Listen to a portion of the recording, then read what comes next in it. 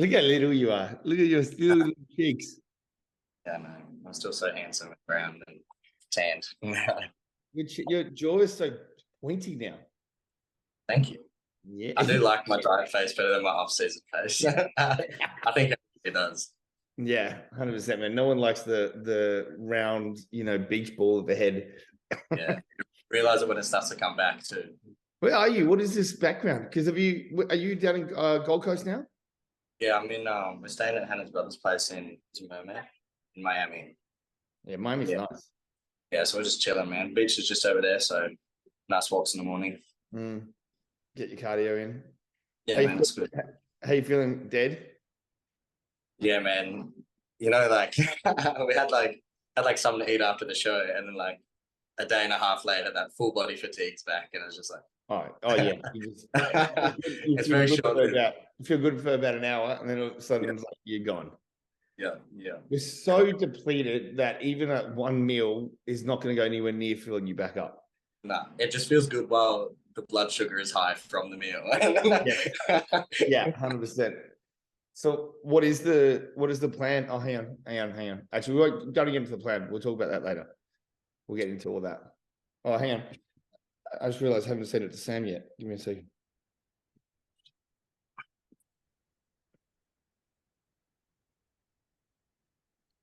Hello, good looking. What's up? Look at that beard. Wow. It's getting a bit unruly now. That's mega, man. Might have to do something with it before I come up for Queensland. When are you coming up for Nationals? Yeah, next Thursday. Yeah, good boy. We'll be there Thursday till Monday. Yeah, and how many you got in there in the show? Just 3 doing Nationals. Classic? Yeah. Yeah, awesome. 3 if you count Louis. Yeah. Sorry? 3 if you count Louis. Yeah. How excited are you to go to Nationals with clients? Well, I'm so stoked. It's cool feeling, hey? Yeah, it's a completely different, nerve-wracking experience. Yeah. It almost feels like you've got more responsibility. Yeah, it's pretty cool. Because they're relying on you to tell them what to do, Yeah, I don't know shit. I just pretend like I know what I'm talking about. I just regurgitate information. I don't know. Yeah, right. How did they go in States? I remember you telling me, but how did they go? We got a third and a fourth in the novice category. So pretty good for their first ever shows, first ever IFBB shows, things like that. So the fuck. That's awesome. Hey, Sammy. How we doing? Hey, man. We've got two. Hey, what's happening? We've got 2 white guys and we've got 2 very tan guys. I'm just black for another week. Yeah. Right as it starts coming off, we'll put another layer on ready for the next show. Mate, congratulations, man. Like another Mr. What is it? Queensland under 90 title. Once again. That was my first one. I thought you did Queensland. You won Queensland last time. No, I got second. Oh, second last time. I can't remember his name. His handle on Instagram is Wild Snake. He come up from New South Wales and he won the state show last year. We got second. It was very, very close. So sort of a bit like this one was. Went down to Nationals and got the job done there. So my first win with National.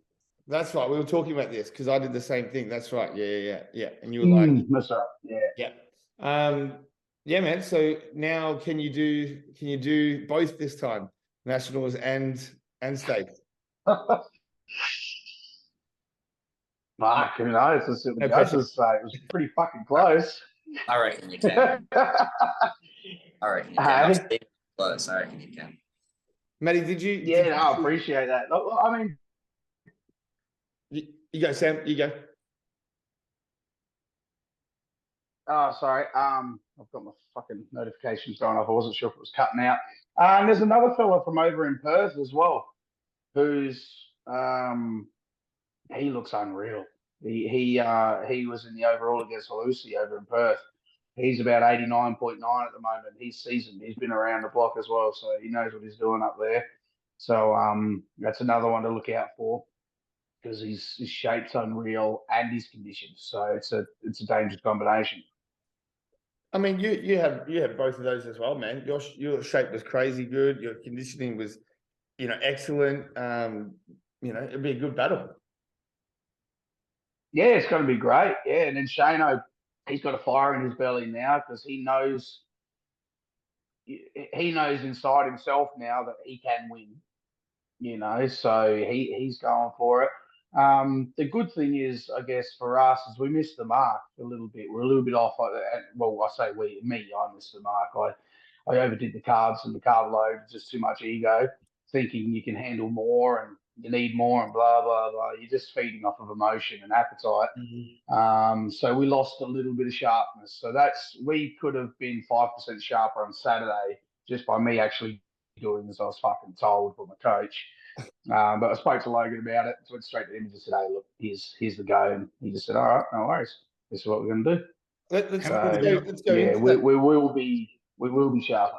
Let's go into that, Sammy. What did you do? Go specifics. What did you go too much of, or? He had an idea of, I don't need a lot of food. I don't need a lot of food at all. I can eat 250 grams of carbs and be ready. But you don't want to hear that. You want to be what everyone else is doing. 900 for fucking 4 days leading up to the show and everything. So he had an idea to float around the 350 mark. And when we did a practice pose, I was in his ear going, oh, yeah, maybe this, maybe that, and sort of egged him on to sort of maybe the 400, 450 mark. And then as you're making your meals, you just let a little bit of extra rice fall in, you know what I mean? Like just a little bit. So I was probably more about 500 to 550 instead of the 350 to 400 he originally wanted. And to be honest, and then backstage, had a cookie backstage, which was there for emergencies if it was needed. It wasn't as full as a house, and I put it in anyway because I was convinced I needed it.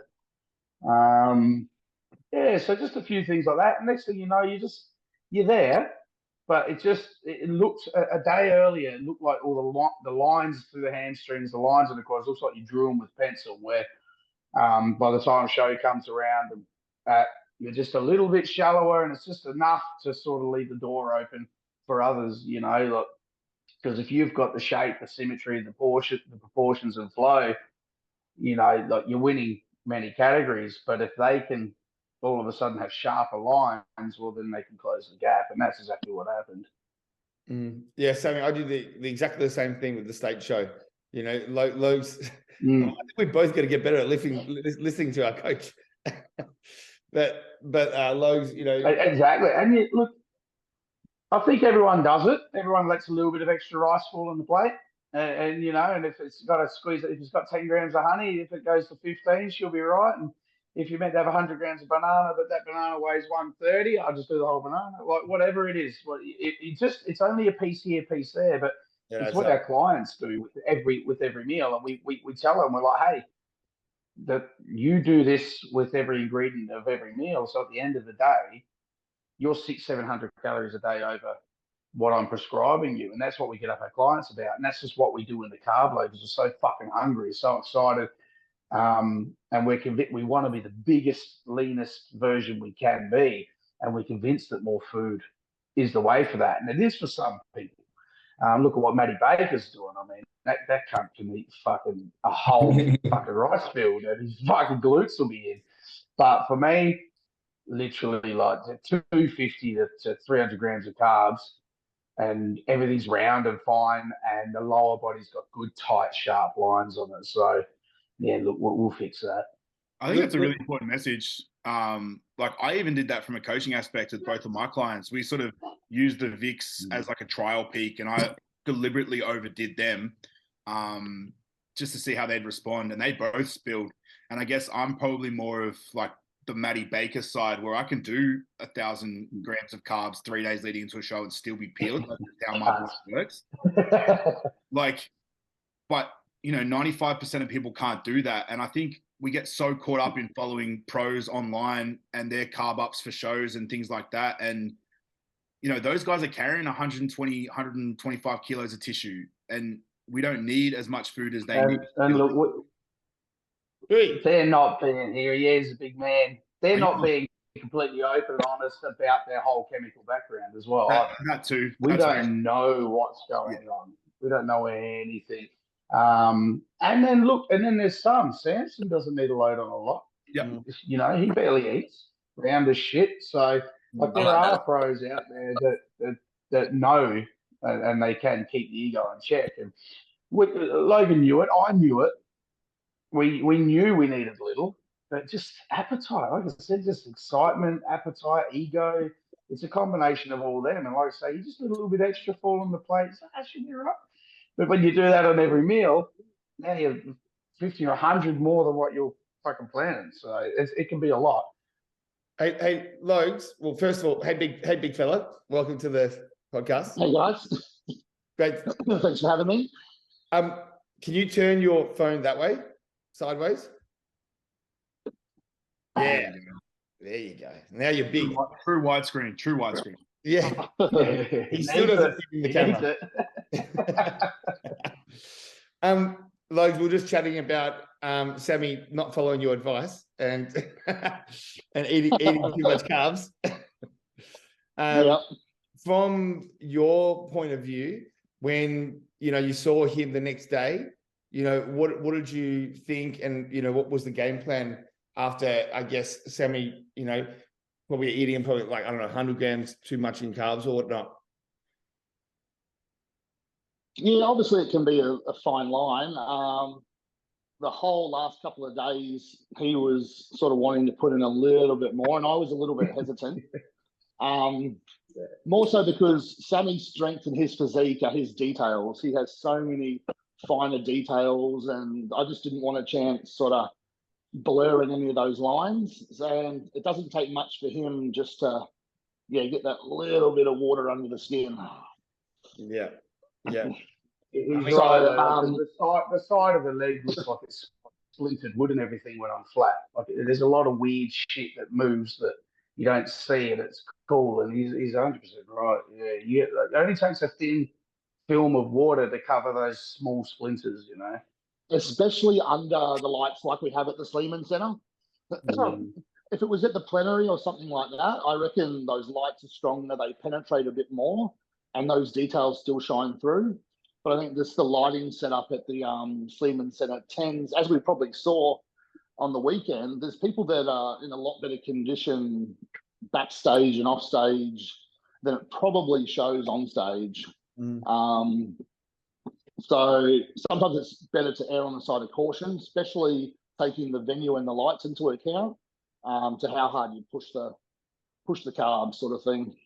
Yeah, I think Louis and I were talking about in the last podcast about the lights has been a bit like orangey, and they just kind of like blur it a little bit. Like they really Yeah, it's almost like everyone needs like an extra layer of tan. Yeah. Yeah, super dark. I like the colour this time. The colour, I don't know if it was what colour my skin was underneath, but as soon as we got the tan on, I'm like, fuck, this is the best colour I've ever been. It worked well this show. A bit dark, you reckon? Yeah, I really like the colour on me because, look, we all got sprayed by the same people, but other people looked a lot lighter. So, yeah, it worked well with my skin. Some people are sliding Andy a 50 under the table. Don't try and doubt it. You know what I remember?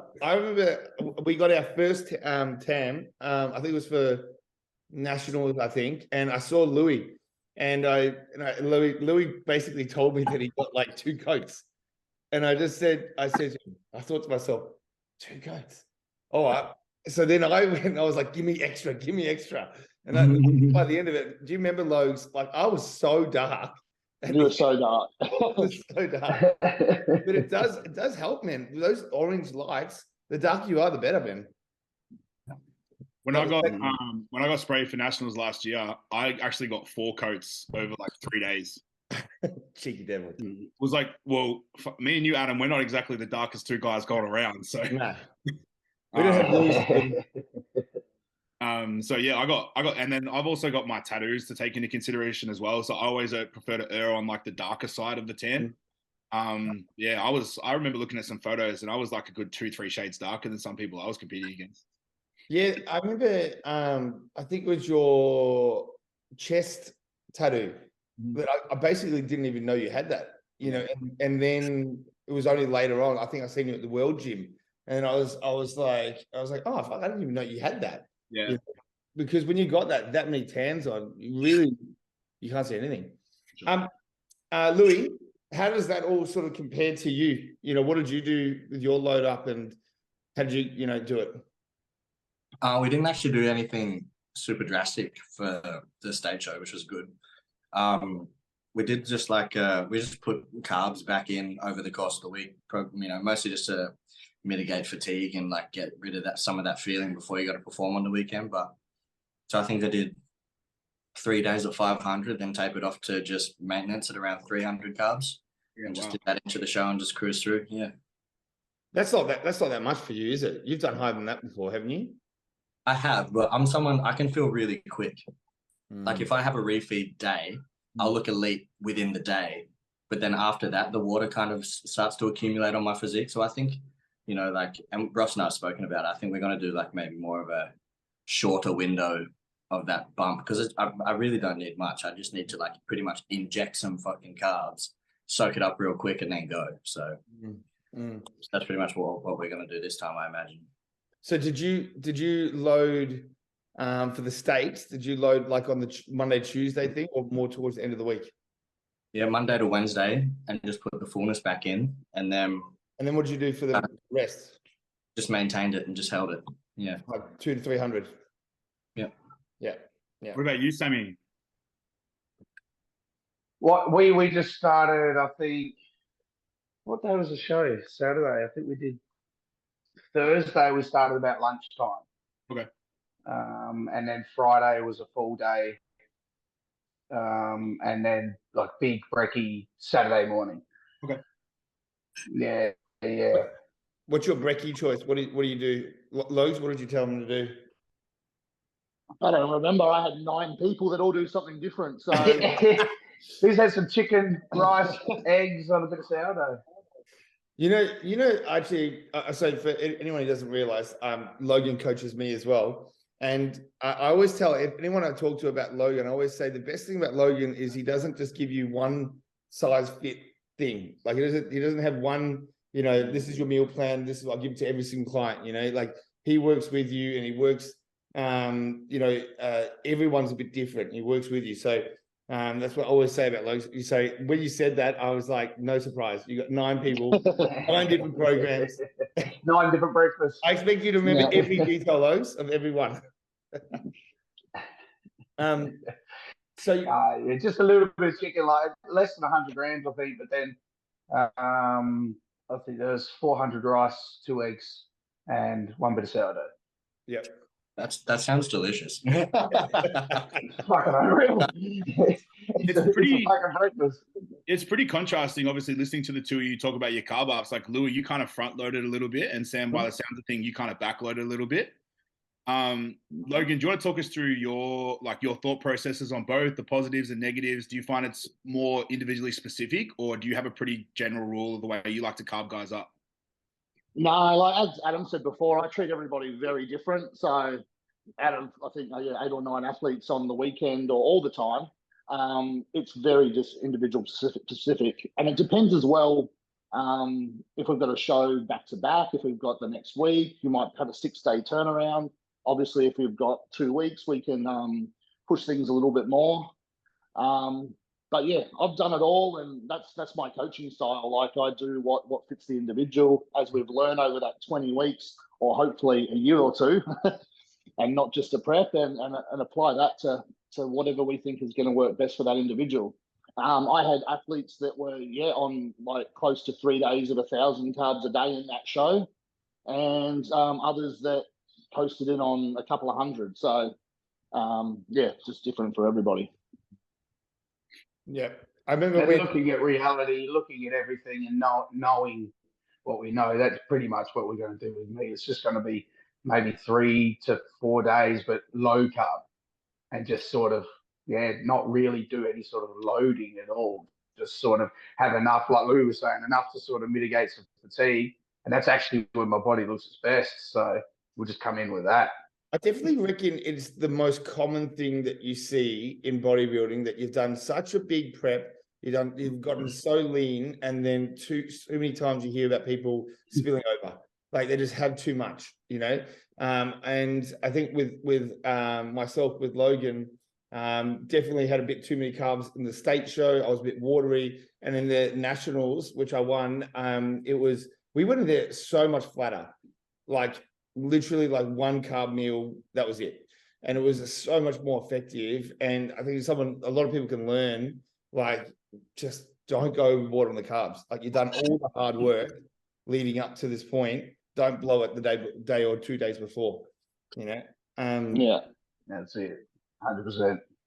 So But I feel like everybody gets a bit greedy at that point, and yes. it's just the I guess even the word carb load. Everyone just gets, you know, in their own head, and they just want more and more to bring this super fullness.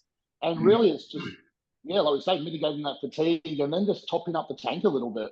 We're not trying to, you know, and especially some of the smaller guys as well, with not that much muscle, not that much tissue. You know, they don't need that much. You're gonna have a much better look, obviously being a bit drier and you know, not exploding fullness, especially under those lights. It's just going to show up every bit of water and weakness, you know. And we all know. You get back. We all know, like, we've all been in the same position where we're dieting, and then once we start to eat, like, that ghrelin and that hunger just skyrockets, and we're like, we can eat, and then you get to the end of the day and you look yourself in the mirror and you're like, fuck. Yeah. So I think it really got to sort of reel in your emotions a little bit, and your mental capacity, and think about it from an individual specific standpoint. And is this benefiting me, or am I just feeding, you know, something inside me that just wants to eat? You got to call yourself out on bullshit too. Exactly what I was about to say. I'm almost getting influenced by their reaction. So they're telling me, oh no, my digestion's fine. I feel like I need more. I want more. And I start going, okay, maybe we can lean towards a bit more. So it really is just that little bit extra, and you can eat as much as you fucking want after the show. Yep. Yeah. I remember having that exact feeling with bloody rice cakes, and I was just like, surely if I just have 5 instead of 4, it won't be a big difference. But it adds up. Like Sammy said, that's it. It's 5 instead of 4, and then it's 8 instead of 4, and then it's an extra 50 grams of rice on every meal. By the end of the day, you've had 250 more carbs. Yeah. And you don't even tell yourself that. You pretend it didn't happen. Oh, right, so you tell yourself you needed it. Yeah, that's the bullshit. You tell yourself you needed it. Like but look, it's fine. I mean, the pros have done it. Everybody's done it. It's fine. It's just who sits back and claims, oh, I don't know what happened and that, and who goes, fuck, guess what, I did, and owns their shit. And the ones who own their shit will learn, and they'll get better. The ones who are, you know, I don't know what coach did, or I don't know what the judges were thinking. The judges are like, shut the fuck up, you ate too much.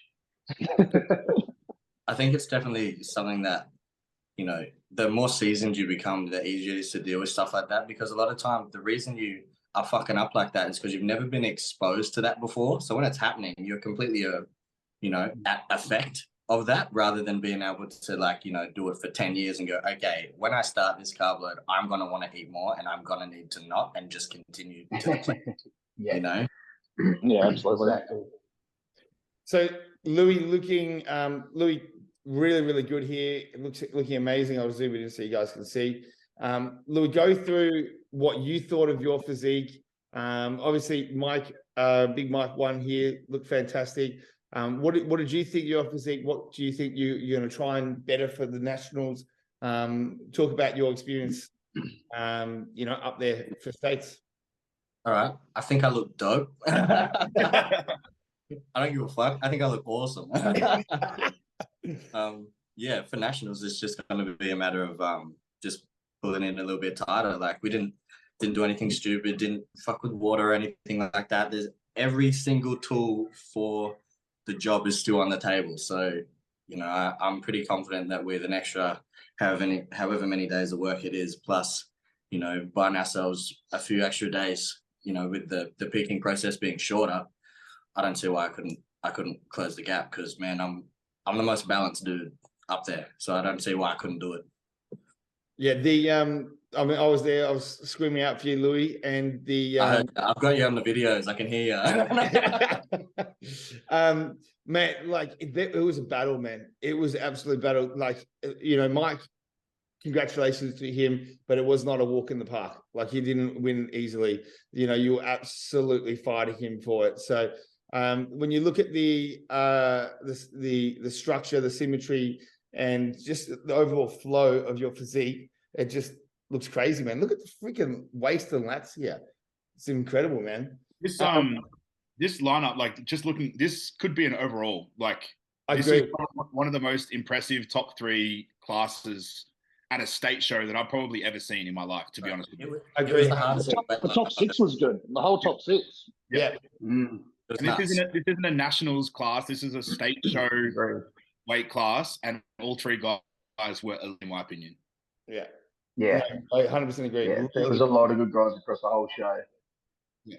And it's funny because it's season A, and sometimes you would almost think season A is an easier season. Well, this definitely proved that it wasn't. Like, that is an absolute ripper of a top 3, and as Logan says, top 6, as well.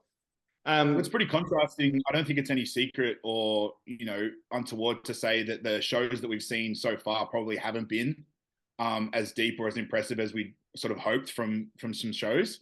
But this Queensland show was incredible, in my opinion. Like, all the classes across bodybuilding, classic, bikini, whatever it was, were all really top notch, and that's really impressive to see. We'll get into it later, but I mean, that was the talk even backstage. Everyone knew.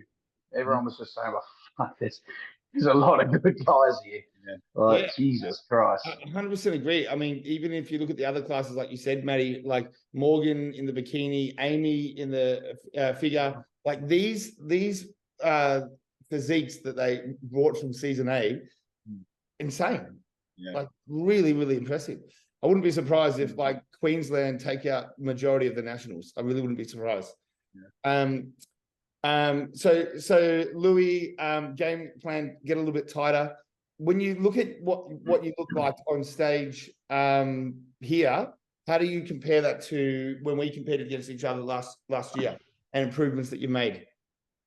I think my upper body just matches my legs a bit better now.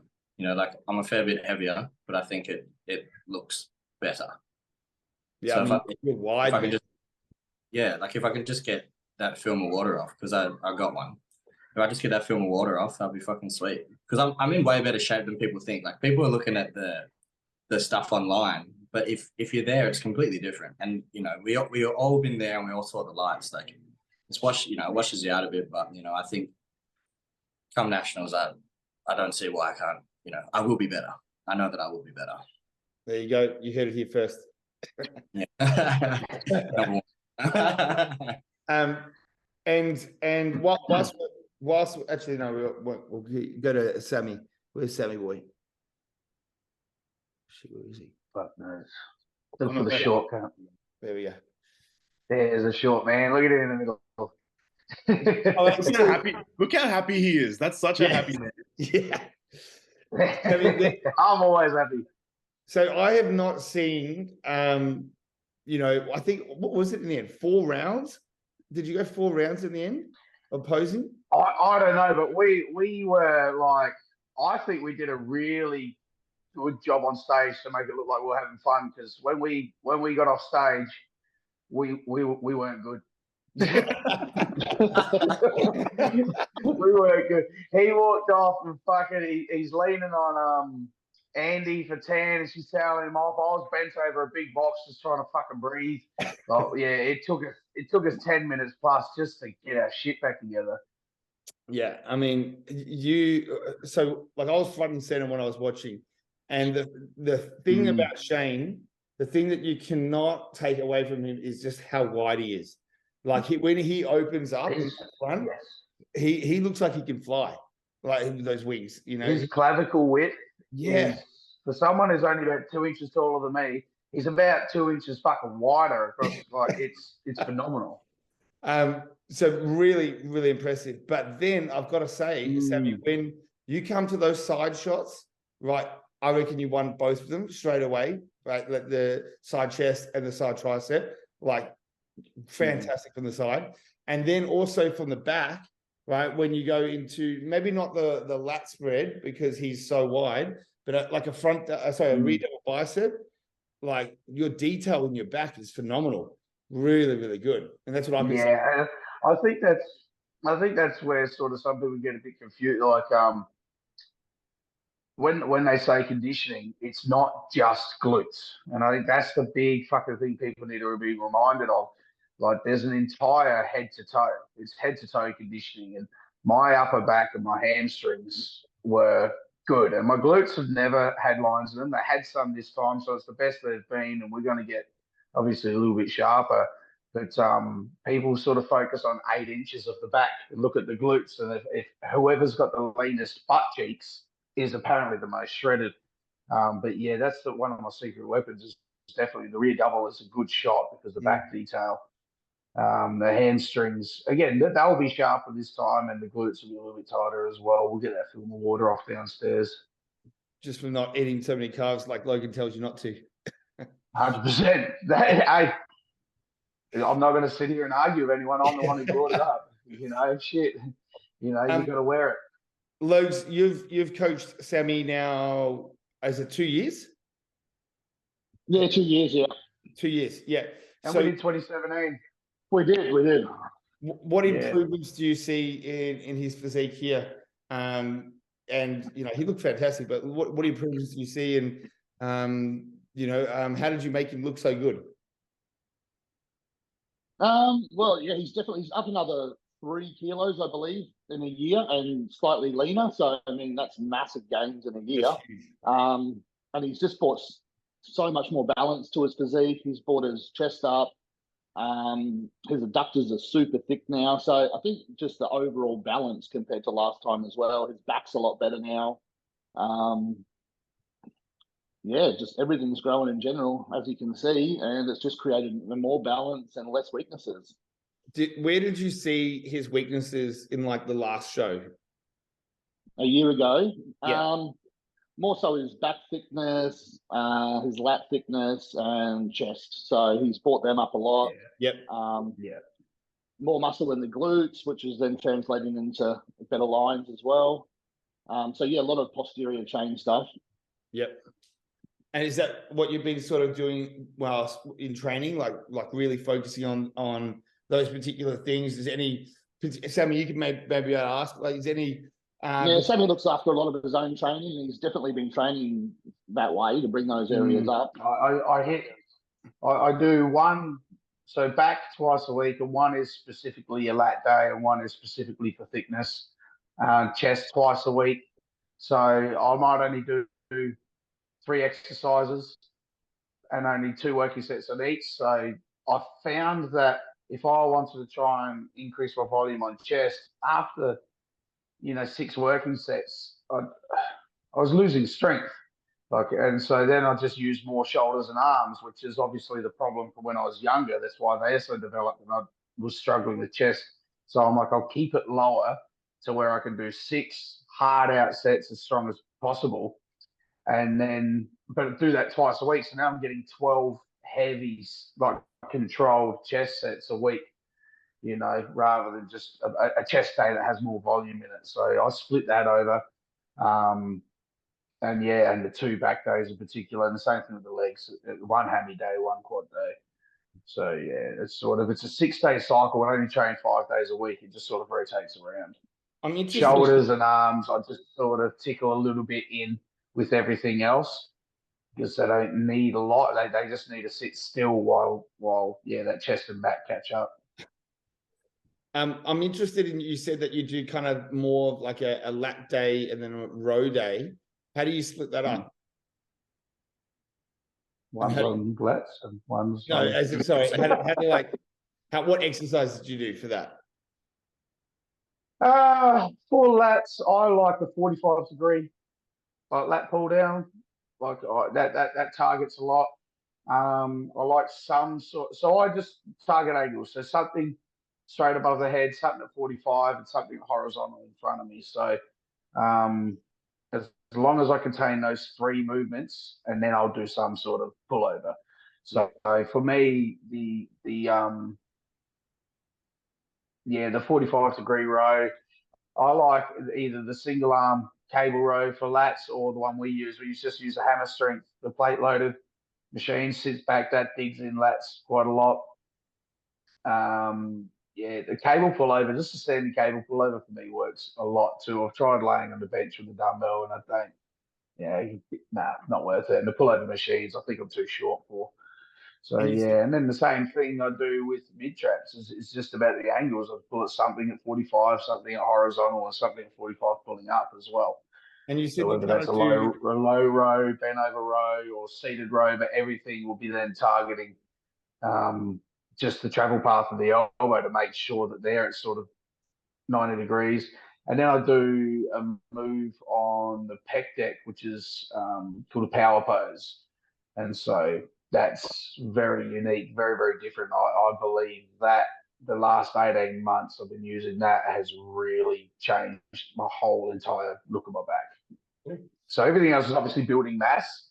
The power pose is just refining detail. And that's, since implementing that, the back details is doubled. Power pose sounds sexy, doesn't it? Yeah, I'm intrigued. I'm intrigued with power pose. Show me this exercise. What have you done to, exercise to work on your weaknesses? Me? Yeah. Similar as the Sam, just tacking arms on the back of nearly everything. And then just focusing on for me, mostly my chest, focus on just the chest. And getting everything else out of the way, and then just everything else is just secondary. So just putting more eggs in one basket than trying to spread the eggs out evenly. Were you doing that high frequency arms like you were doing? Yeah, it was pretty high frequency. There'd be a lot of days where it was like 2 days back to back with arms in them, but so it's not heaps of work. It's just like a bit of work at the end all the time, Out of 6 days, how many days do you do it, or is it all 6? It was like a 2 on 1 off kind of running order, so it just kind of recycles pretty well. Like maybe 6 days. Yeah. Is it like buys and tries together, or do you do buys tries? Buys tries together. Oof. Just one exercise at each 3 sets, like 4 days a week. Yeah. So you get the volume in there as well. Yeah. It's just not priority volume. It's just put everywhere else, so the priority can be on the weakness. I think you made such a good point when you said, like in the last podcast, it's like when you got to try and get through 6 or 9 sets of arms or something, your final 3 sets are kind of like half-assed. Whereas if you just got to focus on like 3 and you put full intent into it, and then 3 the next day, like you're probably getting 3, like the working sets are probably better by the end of the week. So I thought that was pretty good. I mean, I think that's probably valid for a lot of people in general anyway, especially, I mean, we're all pretty seasoned veteran trainers here. We all know how to get the most out of, 3 exercises, 6 working sets, and we can get enough intensity and, contraction from those. I think it's a lot of people that probably don't have that mind muscle connection or have the knowledge and the ability to train that probably need, 9 to 12 working sets for a muscle group per training session.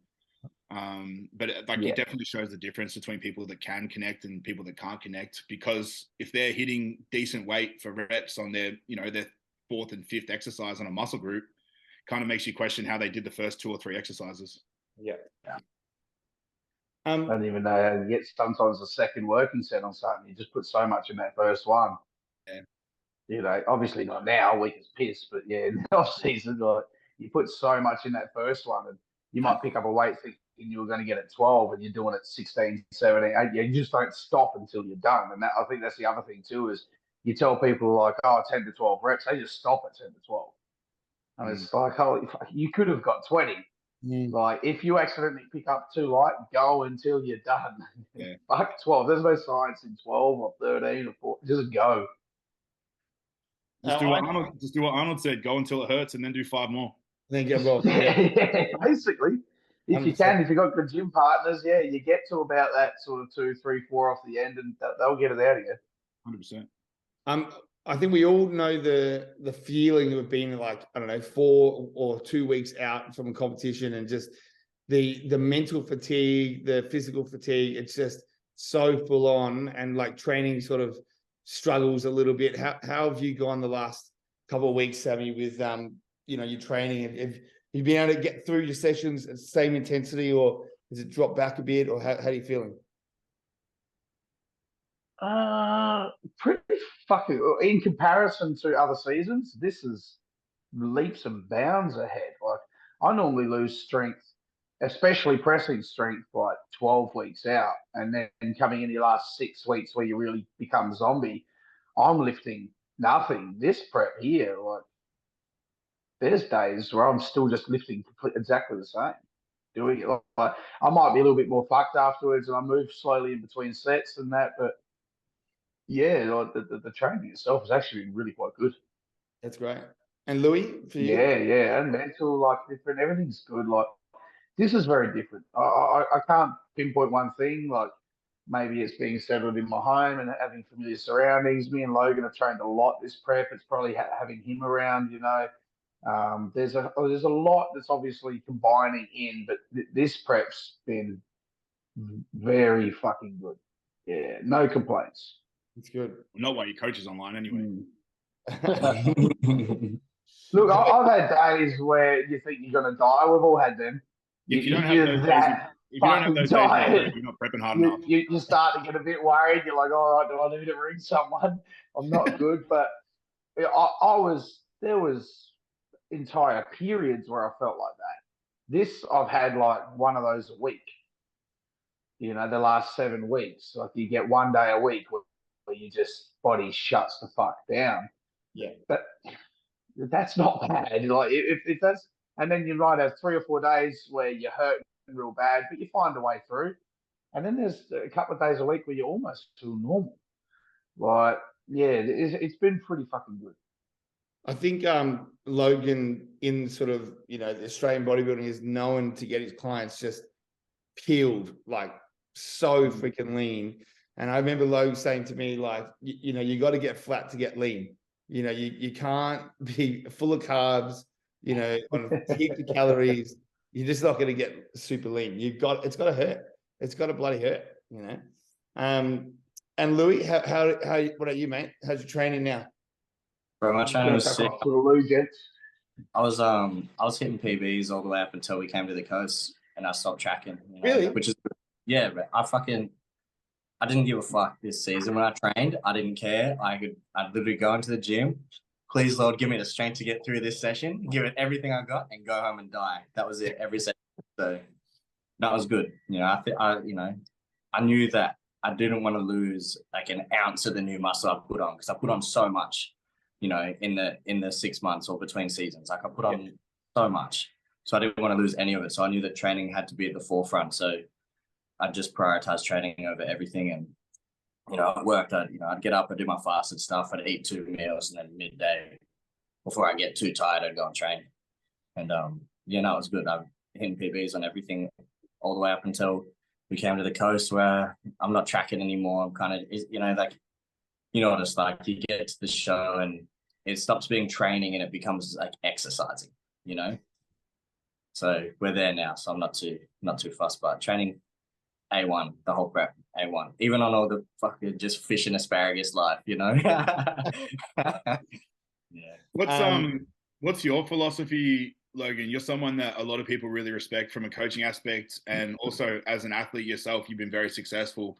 What's your sort of philosophy when you are coming to a show? Some people like to, you know, want to still train in heavy as hard as possible. Some people opt for a bit more volume, more intensifiers, things like that. What's your sort of philosophy around that? Yeah, I mean, they've all got their own styles as well. So it's another thing, I just treat it individual as well.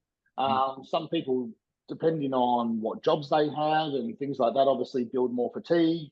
And, you know, they might cut down the volume a little bit and get out of the gym a little bit sooner and stuff like that. Maybe a little bit of like you say, intensity techniques and things employed as the session goes on. But basically, you know, just keep them lifting as heavy as possible, especially on those first 2 exercises. Yeah. And then if we back it off a bit from there in volume or intensity techniques, but getting that heavy stuff out early. Yeah, that's definitely something that I've subscribed to with both myself and all my athletes and clients as well, is as long as we're hitting numbers through our first, you know, 2 compounds, we can add our intensifiers, our rest pause, our drop sets to sort of the 3rd and 4th. Exactly. Sort of exhaust as much as you can. Just sort of thinking, you know, there's a lot of people watching us and listening to us and sort of want to know how we sort of go about it and try to sort of follow suit. And you hear a lot of stuff online and things like that. People are like, oh, I just do, you know, 3 sets of 20 for all my exercises for the last 4 weeks because I don't want to hurt myself, or I'm just trying to burn as much calories as possible. And I don't think that's probably the right way to go about it. And I think we can all kind of Yeah, at the end of the day, I think, you know, you needed to lift that weight to put the muscle there. So you need to lift that weight to keep it. If we start lowering the weight and doing too high reps and not challenging the muscle, it's got less reason to be there. So if we're already in a deficit and pushing ourselves too much, and then we lighten the load too much, you know, there's less chance of that last bit of quality muscle sticking around. You know, it's going to be, for lack of better terms, a lot easier to lose or letting go. Yeah. Yeah, I feel like you go, man. Yeah. I feel like a bit of a broken record because I feel like I say this every time we talk about, you know, competitors and what have you, but you can definitely see the difference between guys that train heavy, lift heavy, and push themselves from a muscular standpoint in the gym, and guys that are sitting on pin loaded machines, you know, 8 months out of the year and, you know, not really pushing themselves. And Sam, you're like a perfect example of that, man. Like you walked out on stage. Perfect example of pin load. Oh, no. Yeah, you look like shit, bro. No. Sam, you fucking suck, dude. You know? I meant you're a perfect example of someone that looks like they've got dense, grainy, like solid tissue. I mean, Louis, we know, like, hands down, like, that's what he is. But I was actually sitting with a bunch of guys watching the Queensland show down here in Melbourne, and none of them even knew who you were personally. And, you know, you walked out on stage and they were like, holy shit, that's fucking somebody. And I was like, I know that guy. Like, I know that guy. That's fine. So that's the thing. Well, that's good that it translates, because usually density, like the denser the physique, and that doesn't really sort of translate through camera very well. So that's cool. That's awesome to hear. Thank you. What Matty always says, and it represents once again with the 5 of us that are on here now, is the 5 of us all lift bloody heavy, right? Like when we're on a hack squat or on a squat, or we're on bench press or dumbbells, like none of us are floating around with any lightweight. Like Louis is freaking ridiculously strong. Like all of you guys are super strong. Louis is still strong. He's 1 week out. I don't know how he's doing that, but I'm chilling out now. he's just taking a lot of trend. No. No, but like, you know, 100%, Matty, you can definitely see the difference, you know, when someone walks out on stage there. And yeah, I 100% agree with that. I want to get into. And look, that's what Mike Debenham, you know, that's one thing's hard. You just stand next to that fucker, you know, like it's dense, it's hard. We've been doing it for a super long time. It's a lot to overcome. And that also plays a little bit into it as well, like maturity, muscle maturity, like how long you've been in the game for, the density it can take some time. Like you can see the younger guys, they might have great shape, they might have good potential, but they don't have that thickness yet, and that will come though. Definitely come. Yeah, exactly. I really want to get into an area which a lot of people like who are getting into comp prep are interested around, which is your cardio and what you're sort of doing for cardio and what you do, how you do it. Is it fasted? Is it, you know, later in the day? Do you work around your timetable? How long do you do it? Do it every day? Sammy, let's start with you. I've got a lap around my block that takes about half hour. It's like almost 4,000 steps on the dot. And so I just get up and do one. And you're on your phone when you do. You're doing your questions. Sometimes, yeah, on Wednesdays. Filming stingrays. So, yeah, stingrays. Yeah, there's not much around at the moment, unfortunately. But yeah, I do one of them in the morning and one of them in the afternoon. So there's 8,000 steps. I know that if I do those 2 walks and I do my PT sessions in the gym, that I'll hover somewhere, give or take, around the 15,000 steps. You know, if I do my food shopping that day, you know, there's 14 to 17. So I don't wear a watch. I don't want to track steps. I don't want to it's just another thing that's irrelevant because I don't stop moving. And I don't want to sit there and look at a watch and have that tell me that I need to do more for the day when you've already worked all day. Maybe you didn't do as many steps because you had to work on the computer. it's the end of the day. It's time to rest, shut it down, and rest the body. But for me, it's just the walking, half hour in the morning, half hour at night, and the steps just throughout the day. And then the Stairmaster was only at 10 minutes post workout. But another thing, the last 6 weeks I've probably done about 7 or 8 Stairmaster sessions. I haven't touched it, so that's back in, and I'll just do that every day from the last show till we stop in peak week next week. So that I've just been doing 15 minutes on the Stairmaster this week and my 2 walks. That's it. Before I go into you, Louis, because I know yours is a little bit different, but Logs, like, are you big in the cardio? Like, is it dependent on the client, or is that something you go towards usually doing? Because to most people in the bodybuilding world, that might sound like not a lot of cardio. 2 walks and 10 minutes, which you did 8 times in the last 6 weeks. Yeah. Hey, you have 2 kids as a single dad. Tell me you got time to sit in the fucking Stairmaster. There you go. I am fucking busy. All right, I'm up at 4 and I stop at 8 at night after you've made lunches and everything. So it's not because I fucking can't. Yeah. I don't have any more time to sit there and go walking, man. Like, there's more important things to life. There's children involved. There's business involved. That's maxed out. At the end of the day, mate, you look. So I'd rather eat less. Shredded. You look shredded on there. So whatever you did, it worked. I'd rather eat less because I don't want to be told you have to do more. Because what am I supposed to do more from 4 in the morning till 8 at night? I don't sit down. I don't stop. So don't tell me to do more. We're doing everything we can. Let's just eat less. Fuck it. I can get hungry. Lugs? Except for carb load.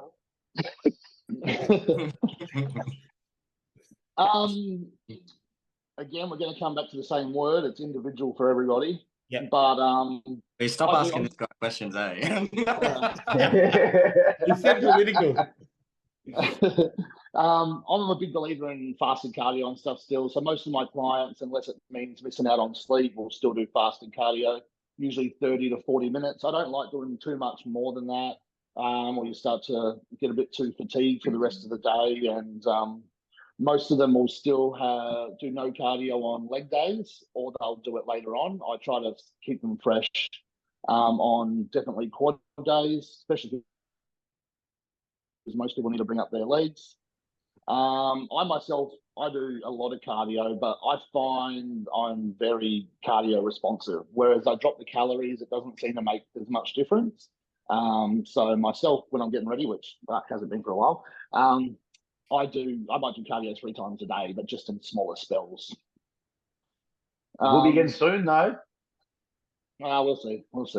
Yeah, give the people what they want. Yes, everyone wants kilos up there. Soon enough. Where were we? Yeah, I mean, I have some clients, they like Sammy, a little bit more time poor, so they may do interval stuff as well. So again, all my coaching is so individualized. Everything works different for different people, and that's how I do my thing.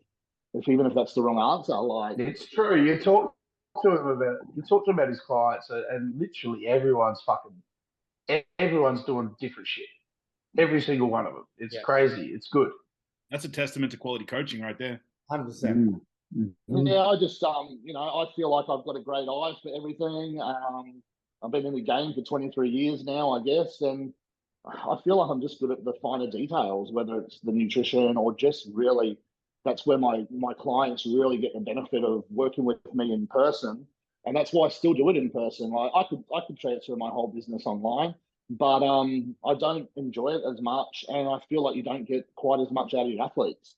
And I feel like the ones that do work with me in person, or the ones that give great feedback and photos and whatnot, is why they get the results they get, and they're peeled, and we nail that peak week unless they keep eating more.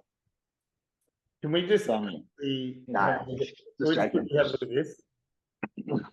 Have a look at how monstrous Logan is in his peak when he. And I'm standing there doing nothing. Yeah. What was that, Logan? And I'm just standing there doing nothing. Yeah, but wait, my favorite photo is this one. That's Yeah, whoosh. That's That's a crazy. shot. So impressive.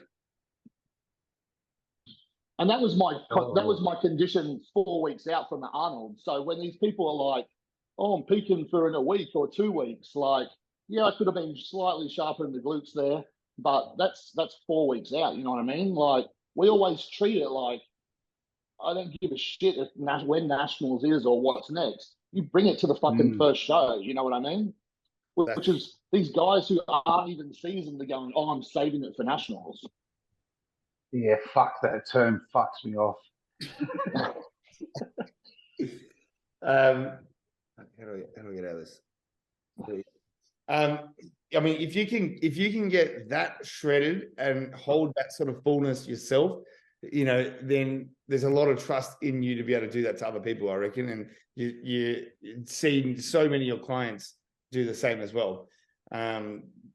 Insane. Louis, how does that what's different with your approach to cardio? I'm pretty much the same. I kind of, you know, depending how high the cardio is, I might do 3 sessions a day. I like the fasted as well. I like doing fasted, not because just of fasted benefits, but it also just shortens up your day, your eating window, so it doesn't seem as shitty. But yeah, man, like my cardio got up to like 90 minutes. So I'd do, you know, I'd go to the gym, I'd do 45 in the morning, then go back in the afternoon, do 45 after training. I always like to do the post-training cardio just because, you know, like immediately post-training, just because the, you know, the liberated fatty acids that you get from the resistance training. So I think it's just the best time to just skim free fat off the top if you're going to be doing cardio. So that's pretty much it for me. Just pretty simple, straightforward, fasted, and then post-training. So both 45? It's only an hour now. Yeah. But it was 45 twice a day. So 2:30. What do you do? Is that walking or what do you do for it? I was doing stairs and cross trainer. Yeah. Stairs in the morning. Louis? Nah, just stairs after training. So, man, you know what? Santine was at, we were at one of the gyms, I don't know which one, anyway, and they didn't have a cross trainer, and I've always done the cross trainer for my cardio. And so I was like, oh, okay, I'll do the stairs with you. I lasted 1 minute. 1 minute. Like, it was so shit. It was so shit. Like, I hated it. I said, no, stuff this. I'm not doing cardio today. And you didn't even start cardio until probably 6 weeks out. Yeah, okay, yeah. All right. Yeah, you did the least cardio out of anybody. Yeah, I was. Yeah. Yeah. I think we were, I think it was less than 6 weeks. We started the cardio. I don't know. Anyway. So we've gone through training, we've gone through cardio, nutrition. So when we go into that, Sammy, you know, do you count calories with Logs? Do you have a rough idea where you're at with that, like your protein and all that sort of stuff? Yeah, we know where we're at now. Yeah. So where we're at now. It's pretty low right now. he's still basically here. He's on a podcast live, hardly. When you look, it's low. So how low would you go? Do you do carb cycling? Do you go straight through the same day? What do you do? The idea at the moment, since the state show, is we've set a number. It's around the 1,300 ballpark, and we'll just sit in that for as long as possible. Yeah, because like Lowe's was saying, like you got to feel flat, but the problem is you can't just go, I'm flat and eat. But we got to feel flat and then live in that for a couple of days and just fucking wear it. And then the idea is, instead of doing a high day or anything, is going to try and kick out of that. So once blood sugar crashes down, I'll check that and monitor that. We're going to try and kick out of that with a single meal. So instead of, you know, eating 1,300 and then having a high day of 2,500, 2,700, just have one high meal. So that day might be in the late thousands to 2,000, and see if that's enough to make you last another 2 to 3 days before blood sugar crashes and you need another high meal again. So hopefully between now and, say, Thursday next week. It's just drive. It's just basically just fucking see how much you can take mentally, because the body will keep moving if you can stay in the right mind frame. So we just got to see how much it can take, and then kick it out with as little amount of food as possible, so we can keep going. Sammy, do you still do that blood sugar thing that you talked about? We were talking about when was that? Last year, I think. I've had other preps where I literally monitor everything. This time I'll just sort of check once or twice a week and just see where it's at. Or if you say today I just had one of those death days, I'd check tomorrow morning and just see where it's at. And all of a sudden, if your blood sugar's at 3.3, you're like, oh, what we're eating today. We better put something in. So for listeners who have no idea what you're talking about, like me, how does that work, and how do you, like, what are you looking for? You know, how do you do it? What's it all about? Well, you're just looking for, like, for me, like monitoring, say, like if you're going to look at the off season, I'll let my blood sugar get up to as high as say 5.7 fasted.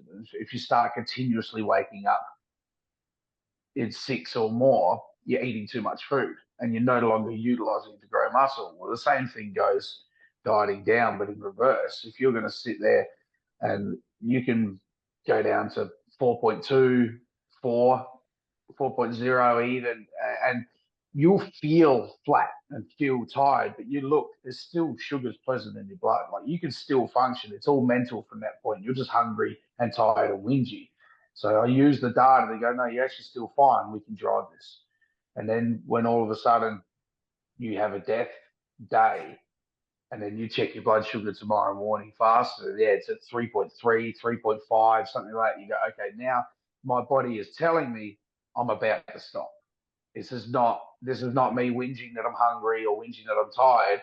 The body's reached the limits, not my mind, my body. And that's when you utilize your food.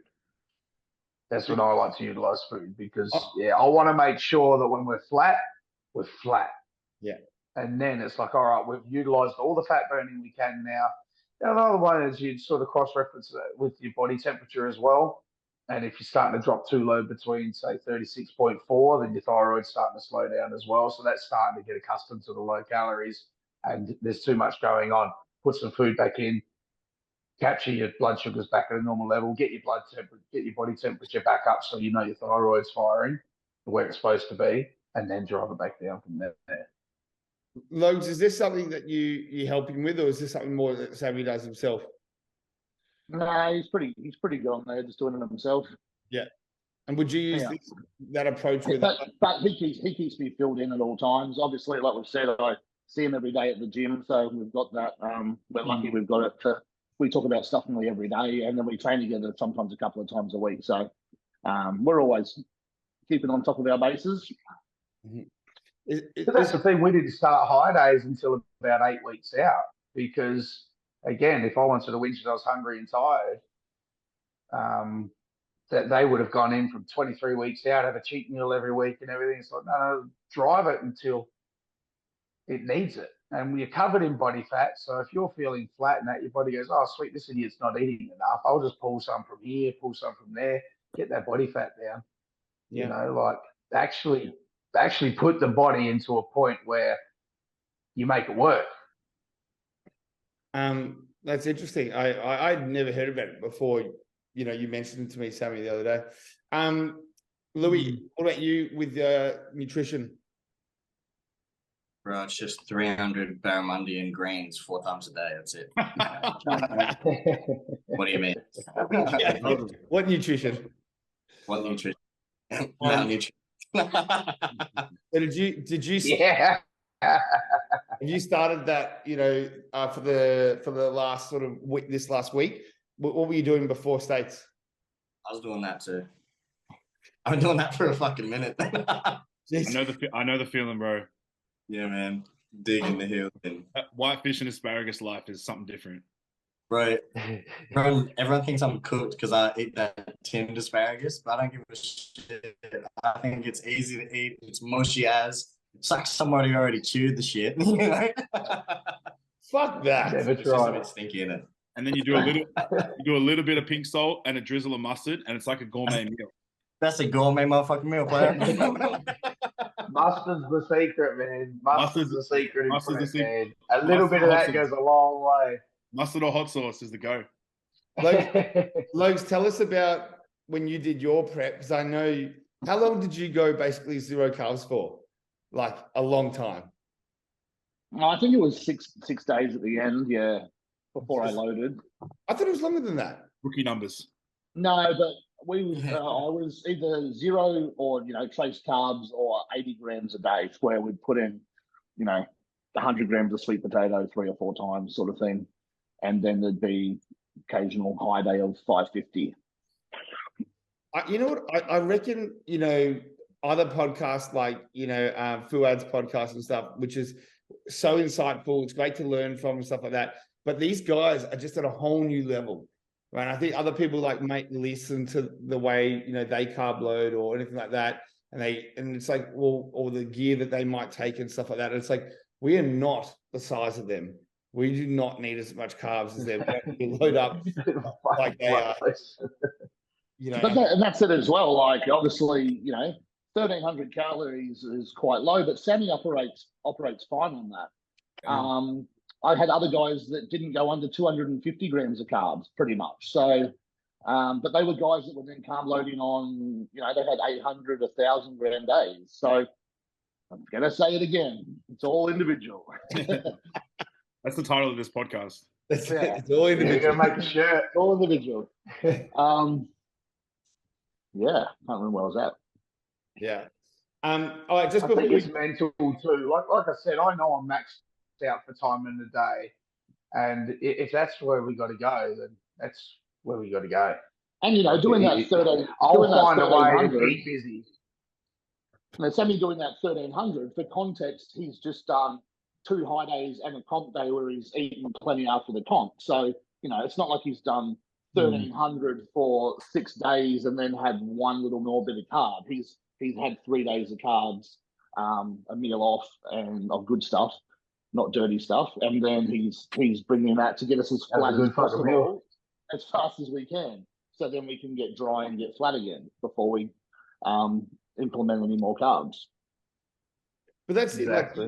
It. You've got to eat basically nothing to get the level that all these winners are getting to, and it's the ones that can suffer the most that are going to end up probably taking the trophy at the end. If you just, people don't want to hear it. People want to sell their coaching and if your coach has got you under this, then if talk to anyone, like you say, anyone who's been as close to inside out as their genetics will allow them. They're fucking living on air. All the winners know how much you're not eating. You're not eating. You lose muscle. It's like, no, that's all you owned. Sorry if that hurts your feelings, but that low diet didn't make you burn your muscle off. That's all you owned. That's all that was there. The good one with the girls is I lost my glutes in prep. Like, you never had it. It was fat. You never had any glutes there. Yeah. No, I always how love much tissue was there. When a client comes to me and we're starting to prep or we've just come off an off season, they're like, "Oh, I think I'm probably about 10 kilos away from my stage weight." And I'm like, "Yeah, reckon?" Yeah. Okay, fine, but you're not going to win with only 10 kilos off where you're at. Yeah. If you want to be fat on stage, that's fine. We can put you on 10 kilos down if you want, but you ain't like being in the third call. That's another thing we get in, obviously, this age of social media. It's like people get on there and they say, like, they might have done 3 preps and then they're like, best prep ever, felt so comfortable. And you're like, well, where'd you come? And they come 20th and were too fat for their criteria. So if you didn't meet your set criteria for your division, I'm sorry, you failed. I don't care how comfortable it was and you're healthy after the show.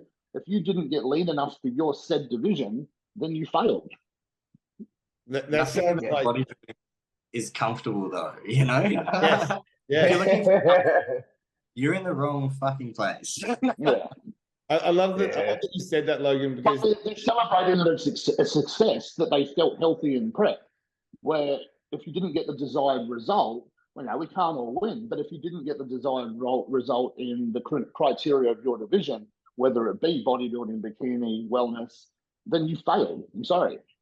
How So we how often do you think that someone who's eaten like all this food and had one of those easy preps turns to the winner and goes, "Oh man, I was fucking eating 500 grams of carbs the whole way in." The winner turns around and goes, "Oh man, that must be awesome," you know? I wish I prepped the way you did. Yeah, man, you look like you ate 500 grams of carbs every day. Last place. It happens all the time. Last place will talk to the winner and they'll be like, "Oh, how's our starving?" It's like, you don't get it. If you're going to talk to anyone who placed the top 3 in any one of those divisions, they were fucking starving. Yeah, They were tired from cardio. They were tired. They weren't sleeping right. They were fucked. You know what I mean? If you're in that, if you're down the bottom, then you were hungry. Yeah, you were tired, but you need to find another gear. yeah, And you do, and some of that just comes with being seasoned. Obviously, I've prepped for 20 years, and you just find another gear every time. You just learn to push yourself in different ways.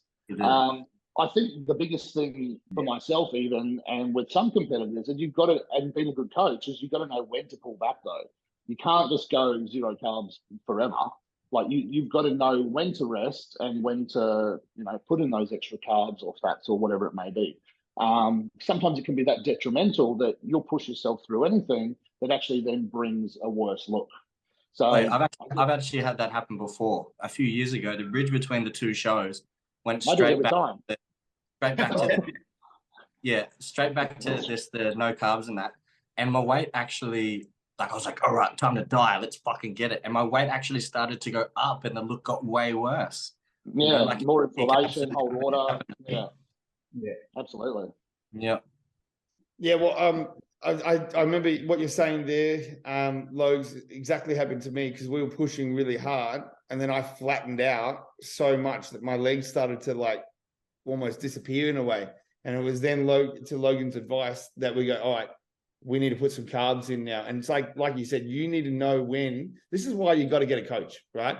For anyone who's trying to do the right coach. Right. Yeah.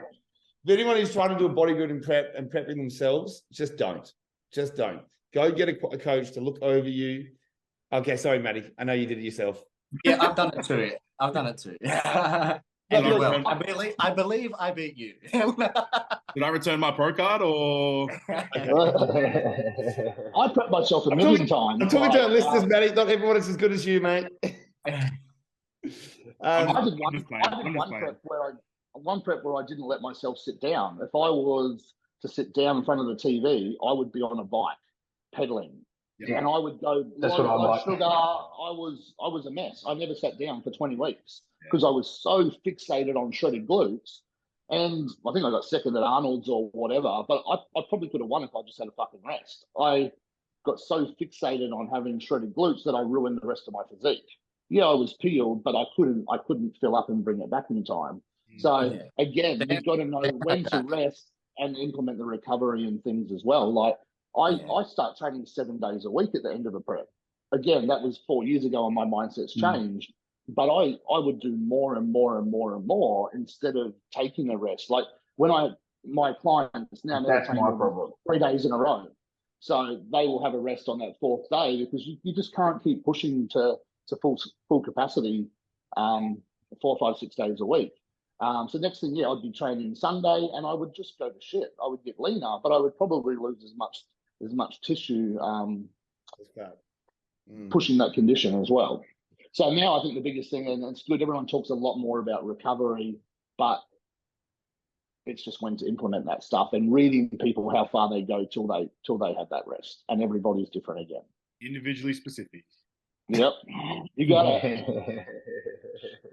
That was something that I probably learned the hard way about prepping myself. I mean, it wasn't all sunshine and roses, but I think I was very much in that same boat I've just got to work harder, eat less, do more, and just buried myself to the point where people were like, man, like you've got to pull back. Like you're just doing too much. And I think some people are like, oh, I'm afraid of doing too much. And it's like, you're nowhere near the cusp of putting in enough work to worthy. Every best athlete in the world in every sport's done too much. Yeah. I give a fuck. They train too much. They think about the sport too much. They fucking. Yeah, I mean, ask, you know what I mean? Mike Tyson, Tiger Woods, anyone. Everyone would have told them, you got to stop, you're doing too much. That's right, Sammy. Like, too much is relative. If you think you're doing too much, like you're probably wrong. And it's when you hear it from other people, you hear it from other people that, you know, like what happened with Maddie, like you probably got to slow down. You look like you're actually about to die. Yeah. That's probably when. Well, that's why you have a good coach. Yeah. You know, because if eventually Logan looks at me walk in the gym and I'm having one of those days, he'll say. Yeah. Because my mind will be like, well, all right, I don't have the energy to lift weights today. I'm too fucked. I'll go home and clean the house and keep moving. I'll just move that way. You know what I mean? You need someone there to say, hey, just take a day. And sometimes there's no data you don't look good. Like something that Logan will be able to attest to is sometimes there's no data specifically that will tell you that, and you've got to have that skin in the game, and you've got to have that long-term knowledge of bodybuilding to look at someone and look at their physique and just be like, nah, you're on death's door. We've got to pull you back. Exactly. And people, you know, when you probably put over 1,000 people on stage, you can't replicate that. That's what his eyes see. Boys, girls, old, young, men, like everything. Enhanced, natural, like there's a difference. And you only get that by seeing that many fucking competitors that they can look at you and go, this is what you do or don't need to do. So what have we got? Just under 2 weeks till the big show, the big dance, boys. Yeah. We might even see you two go head to head in the overall, maybe. We'll see what happens. Wouldn't that be apples and oranges? What's the guy from Perth's name? Let's bring him up on the screen, like. Rago, how do you pronounce it? Yeah, he looks good, man. He's fucking unreal. You're gonna come try and shit on fucking mine and Shano's chest. Maddie, if you see it, let me know. You just be there. You're at it. There it is. No, come down. That's Melbourne, isn't it? Yeah. Oh, my bad. Come down. What? There we go. Yeah, in the middle there. Yeah. Yeah. He's nicer conditioned. He's big. And that was 2 weeks ago. He's peeled now. Yeah, that's right. Yeah, exactly. So he'll slip in at just under 90 kilos. Yeah, he's got some pretty capped shoulders there. However, I've got to admit, the lighting looks different here. It doesn't look as orangey. So, because I don't know. I can attest that the lighting at Perth is spot on. Yeah. Really? Because like even like your third place looks more shredded than any of our like Brisbane guys, you know, and that's what lighting does. And that's why anyone who's sort of looking at any of the photos online and going, oh, you know, these guys didn't look as lean or whatever, you got to be there. You got to be at the show to really make that judgment. Yeah. I definitely look better in photos from the qualifier that I did in WA than I did at the Nationals the week after. And I know for a fact that I look better and tighter and drier. Yeah, lighting is... It's like even last year for Sammy, we did the Queenslands, and it was only a 6-day turnaround to the Nationals in Melbourne in the plenary, and you don't get any better lighting than that. And it looked like he'd done 4 more weeks of dieting in 6 days. Yeah. And yes, he did look better, but it wasn't 20% better, you know. Yeah, that's right. Yeah. Let's have a look at the ones here, and you can see just the difference. It was good with the more of a black backdrop at the Queenslands, though. That did help. It just looks more washed out. Like we had a lot of trouble with the lighting last year as well, unfortunately, and you know, and then you're watching the live stream on YouTube, and it just, you know, but it, yeah. It, That that, takes and it, like the It'll be light fun skin if we takes just away another 10% of condition, and so then you're 20% off. at the end of the day, I had Jared there in the top 3 as well, and he had, shredded glutes, and it's well, looks we saw him passable on some outside of the posing. photos. We saw him outside posing. I was filming Logan while he was looking over the crew, and yeah, Jared was his glutes were fucking gnarly. But then you look at it on stage, and like they're still very good, but it wasn't what we were looking at outside in the sunlight. well, I mean, you're all on the same, Completely you're on the same lights at nationals. Yeah, that's the good thing. Yeah, Right. So 100%. so then the judges can just compare to what they see. So that doesn't change the game plan. You still It's more just photos and what people see at home.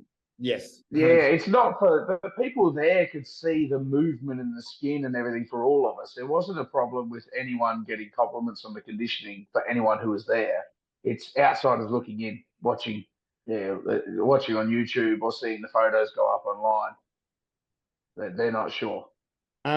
Okay, before we finish, guys, before we wrap up, both Louis and Sammy, start with you, Sammy. How do you feel about both Mikes? Mike, what's Mike's? You got Halusi and the other one's Debenham. Going up against them potentially at the Nationals. How do you feel about it? What do you think of their physiques? What do you think? How do you think you rank up to them? Go for it. Fucking wait. I I can't wait. I think they've got awesome physiques. I think they've got awesome physiques. I mean, I'm more concerned about getting through the 90s again. That's for me. I feel like we're nice and complete. I feel like we've got good balance. I feel like everything's there. If we're 5 to 10% sharper, which again we could have been 5% sharper on Saturday with just me not being a dick. So give us 2 weeks, and that's what we need. So that's that taken care of. I'm more worried about getting through the 90s again, getting past Shane, getting past Rago. I think that's fucking heavy because we're similar size, similar. If I can get through them boys, I feel extremely confident for the overall. Well, you had a huge battle against Shane to win that. Yeah, it was a lot of fun. Huge battle, but then you also had a huge battle against Mike in the once again I was front and center, and there were shots, man, that I was giving you. Like there were multiple shots, and absolutely, you know what I mean. And then there were shots I was giving him. He did not get an easy win there, right? Like, and no, like I said, and the judging showed that. Yeah, I think. And I've spoken to 2 judges, just got their opinion, and of the 2 judges that gave it to me, they were nearly going to him, and of the 5 judges that gave it to him, they were nearly going to. It was, it was close. So the same thing happened when I got second at the state show last year. I just walked off stage and I just didn't care. I'm like, nah, I reckon if I stand next to him again, I'll get it. There was something. I don't know what it was. I don't know why I felt that. It's not like. And the same thing happened with Mike Debenham. I walked off stage and I went, I reckon if I get another crack at him and I'm sharper like we're supposed to be, I feel good about that one. It's the 90. I reckon that's the hairy one. It's getting through, getting through those 2 killers. And even if Jared Kenner doesn't win his pro card in the WBFF this weekend, that's 2 weeks more prepping for him to be ready. The 90 division was a fucking shark tank. So that's the one I want to just be focused on, make sure that we do everything right and we pump up correctly and we got the right look for that one. I feel good against the Mikes. I don't know why. They're much bigger than me and thicker and everything, but I like you say, I think I drew a lot of strength from and just confidence from. I took 2 points off a pro, but at the end of the day, he's a pro. And I don't give a fuck. I'm glad he's down there showing us how to do it. And I'm glad I stood next to him. But the fact of the matter is, it wasn't a run over. It wasn't an easy win. And I know for a fact that I should have been 5% better on Saturday. And we will be sharper this next weekend. So, I know we'll be better. Is it good enough? I don't know. It doesn't bother me if it's good enough or not. But either way, it's going to be fucking a lot of fun again. Well, we look forward to seeing it and wish you luck, mate, to get up there. Thank you. Louis, huge battle for Mike, and then the rematch with Halusi. How do you feel going into the show, and I guess battling against Mike again? And is anyone from the other shows? We haven't seen Adelaide yet. Sydney show that you're feeling, or is your main competition Mike? Would you say? I think we'll have Eddie might be doing the Sydney show or whatever from Melbourne. I was wondering about under 100 kilos. Yeah, I was wondering. I think he's still in the game, so there's another big threat. Definitely. Yeah. Great physique. I don't know. I like my body. I wouldn't trade it for anybody else's. And I think if, I've got all the size to stand next to anybody, and I've got a small enough waist to make anyone else look not as aesthetic as me. So I think if I can just put it together, I'm not really afraid of anybody. I know what I look like, Man, if this doesn't get you hyped up and excited for nationals, nothing will. Like that's like full on walking in like a boxing match, like ready for it, man. So I was wondering about Ebbs. So does he live down in Sydney? No, he's in No, Melbourne. he lives in Melbourne. Yeah, But I think he's doing maybe the Sydney show, yeah, okay. New South Wales show. Man, that'd be great. Have you competed against him, Louis, before? Nah. I remember watching him do season A when we went down to Melbourne. I thought, I'd love to stand next to that guy. He'd be very comparable to me. Well, yeah, I was against him in the overall. Yeah. Oh. Yeah, and just sort of great physique. He's better now in that overall that Cam won. I reckon maybe I could have picked Ebby on that one, but he looks like he's made some fucking awesome improvements. He's a lot bigger. It is going to be a really good. exciting nationals, man. We literally can't wait to see you both. That's what we want. Yeah. That's what we want. I don't give a fuck if I get fourth. I don't give a shit. If I can look at three physiques in front of me and just go, oh shit, that's cool. Because one, like you're not ready, you got work to do. That's fine. I've got no dramas in hearing that I've got work to do. And I've got no dramas in complimenting on someone's physique if they beat you or they're better than you and everything. Like, and placings is placings. Like, it's up to you to leave, come back better next year. And if you keep improving every single year of your life, eventually one day you'll be the last man standing. It's just can you stick it out? Like, everybody wants it in their first year, but I'm sorry, this is bodybuilding. It takes a long time to get that good. You've got to have fucking attrition and you've got to stay with it. So if this is not the year, I don't care. If it's a year you turn pro, good. I go home and I grow and I do a pro show. If it's a year I don't turn pro, I go home and I grow and I do another amateur show. Well, there's no difference. That's a great mentality, man. That's Yeah. one. Yeah. A lot of people can learn a lot of lessons from that clip just there. 100%. And then lastly, just before we wrap up, Logs, give us the lowdown. Are you going to be on stage anytime soon? We all want to see it. Yes. Oh, it's been a horrible couple of years, just with sickness and things all the time. Like, I never seem to get past 2 or 3 weeks roll on, but that's no excuses. I'm keen. I feed off those around me, and I've been waiting for hopefully Tony Doherty to give us a lowdown, and hoping that a pro show came back in 2024. Yes. Whether that happens or not, I'll probably look at getting up the same sort of time anyway. So about a year from now, and maybe do the New York Pro Show, maybe the California the week later. So middle of the year works, obviously away from prepping people in the season, just so I can be fair to myself and fair to my clients as well. So they probably fit best. And if I can turn it up and do some growing now and get up there in a year's time, it's about time, I think. Oh, man. That makes sense. Don't worry, I'm on him. We're going to make it happen. Oh, yeah. Dude, that's so sick. I think everyone watching and knows you is so excited to see you up there, man. Bring that crazy conditioning that you're known for. We need those legs and back on the pro stage. Yes. Yeah. Just got to find another 5 kilos for everywhere else. In the penis. Definitely keen again. Haven't been keen for a while. Yeah. Boys, thank you so much for jumping on. Maddie, Louis, Sammy, Logs, thank you all. Sammy and Louis, just go hard, kill it. Can't wait to see you guys up at nationals. Push it. Sammy, not too many rice cakes. Not too many. I didn't have any rice cakes. It was good. That was the problem. You know when you scoop the rice out the container and you make to put 400 in, the 440 falls out. No, you scoop it out with the rice cake so you can eat the rice cake. Double up. Yeah. No. All right. Well, thank you guys. If you can't wear it, you're not going to learn.